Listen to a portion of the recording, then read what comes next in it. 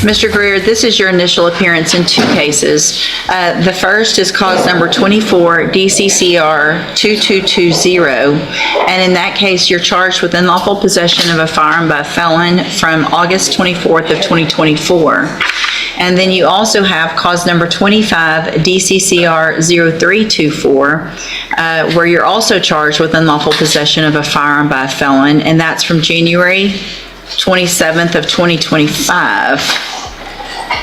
So, since you've made bond in these cases, have you had an opportunity to try to hire a lawyer? It's on the process of right now. Who are you planning on hiring? I'm really on the slice right now. Okay. Just trying to Speak up where I can hear you. I say I'm really on the slice right now. Are you working? Not currently, because I currently just have to start it out, like again for the, I think it was some misdemeanors or something that picked up, so I had it going down. Right after I had just run out on the other case, so I really haven't had time.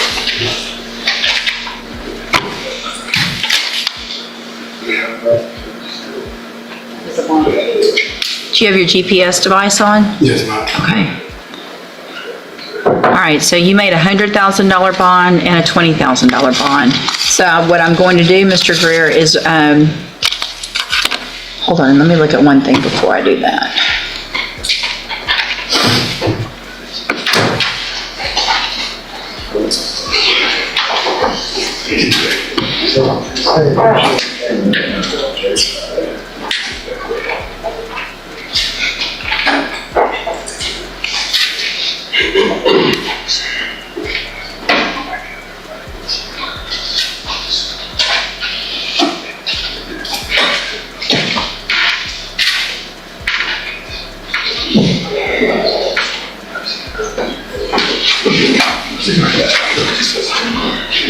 Where are your previous felonies from? Where have you been convicted of felonies? What counties? It was just, Here in Jefferson County?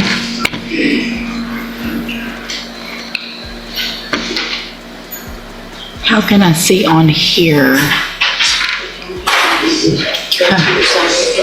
Go to where?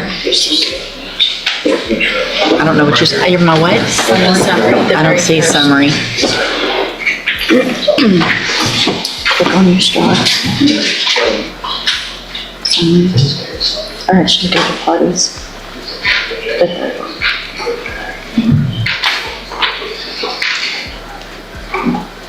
Click on his name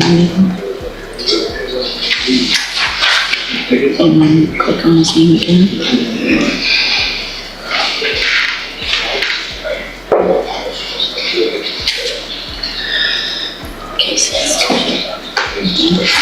It's a bunch of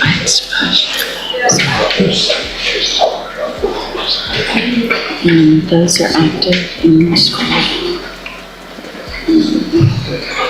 So this is a felony. That's a... Oh, that's the same as that. This one. There's that one. And authorized use of a vehicle. Yeah. It's the same. That was dismissed. These were disposed. And then there's more. These misdemeanors. Okay. Thank you very much. Yes, ma'am. Mr. Greer, if I test you this morning, you gonna have something in your system? No? All right, let's double check that and then we'll figure out what to do, okay? Just have a seat in the jury box.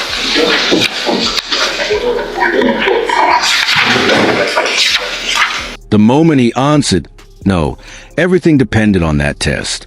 In court, honesty matters just as much as the charges themselves. If that answer doesn't hold up, the judge's trust disappears instantly.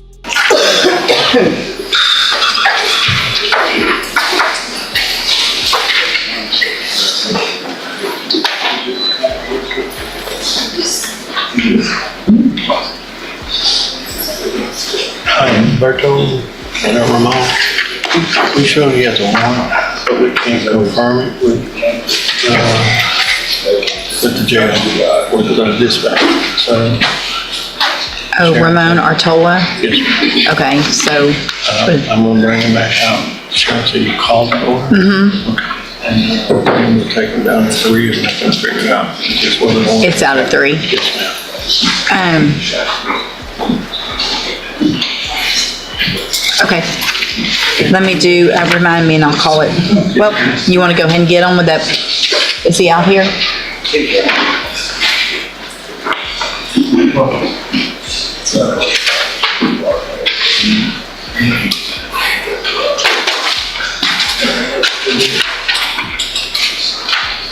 Good morning. Are you Ramon Artola Jr.? Yes, ma'am.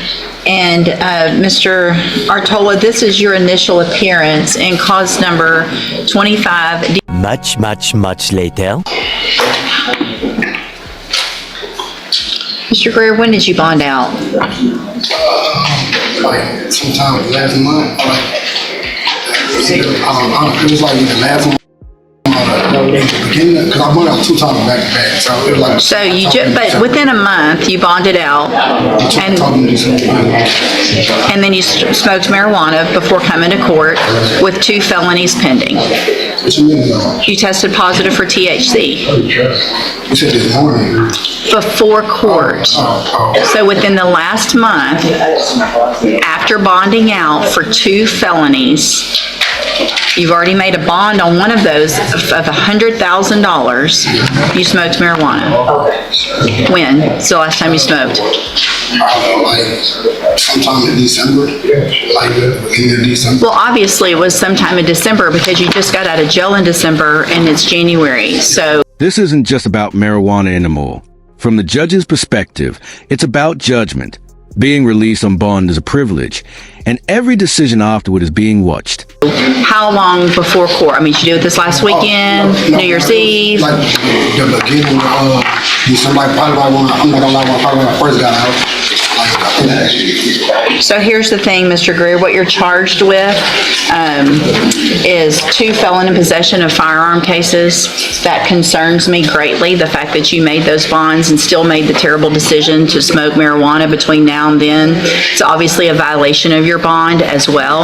And so based on that, I am going to raise your bond in each of your cases. In cause number 25 DCCR 0324, I'm raising that bond to $200,000. Notice how quickly the focus shifts. The court isn't adding a new criminal charge here, it's responding to conduct that suggests the defendant may not follow court-ordered conditions. In cause number 24, DCCR 2220, I'm raising your bond to $100,000. A condition of each of those bonds, if you make them, is that you have a drug patch on at all times.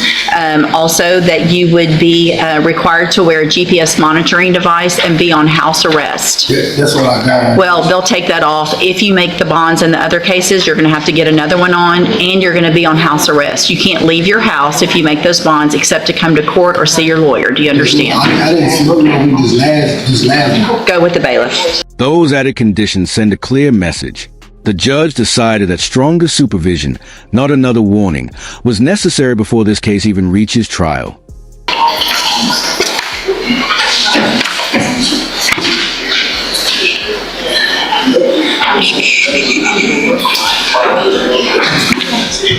One failed drug test changed the entire direction of this hearing.